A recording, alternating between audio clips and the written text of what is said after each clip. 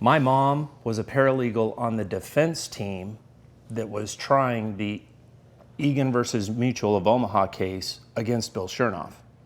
And so she was actually watching closing arguments from the defense side, watching Chernoff do closing arguments. She was pregnant with me. So Wow. Yeah.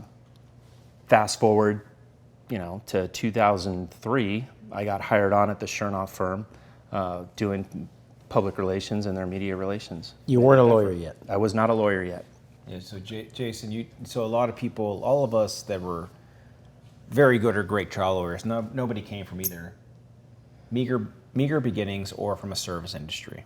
Mara, where did you start? You were not. I mean, where were your first jobs? I worked at El Torito when I was in law school as a bartender. And after law school, I started off working. I worked at a bankruptcy law firm out in the valley in Van Nuys. Did bankruptcy for a couple of years for a guy named Steven Rodriguez, who got disbarred. But I think there's a common theme too. Where Yeah. Mara was so then, disbarred. after that guy got disbarred, I went to work at a PI firm in Montebello, the great city of Montebello, for a guy named Armand Pisano, who also got disbarred.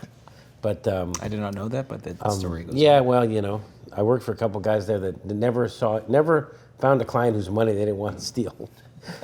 But I had nothing to do with the money. I was just an associate. But those guys were really bad. But and then I went out on my own after that. But you were back in the day a bartender. I know you worked in the golf courses. Oh yeah, I mean, I worked at a bunch of golf courses. I always played golf. I played on the golf team in junior college, and I was a guy who drove the thing that picked up the range balls, the range picker. Yeah. That picked up the balls at the driving range. And anytime you got out of that fucking thing, if it got stuck in the mud or whatever, you'd know for sure people are hitting balls at you. It's like, what is the thrill of hitting the ball picker guy?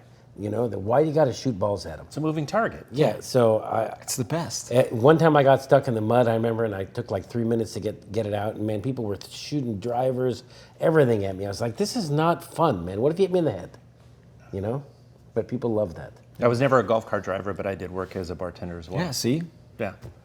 Yeah, I actually as started out as a host at Chili's. I was the host. And then I worked my way up and I became a bartender, and I bartended for like 10 years.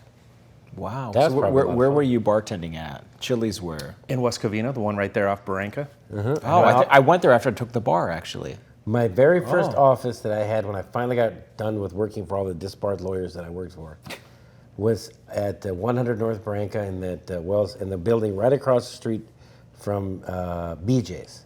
The one by the TGI Fridays. Yeah, by Fridays. Yeah. TGI Fridays, BJ's, Eastland Center. That was my first office. I cannot believe the two of you did not know each other No. until recent history. It's kinda growing crazy. up and I together. grew up in Dime Bar, right next to Walnut. Wow.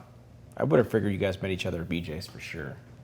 It was a safari bar before that. That was the best safari bar. And then there was a place called Wings in West Covina that was legendary. Did you ever go to Wings? I did not. Oh man, Wings. And the point of this is most great lawyers that can speak to juries and talk to like human beings didn't go to Yale, didn't go to Harvard, weren't first career lawyers a lot of the time, but we were service industry folk, right? I agree.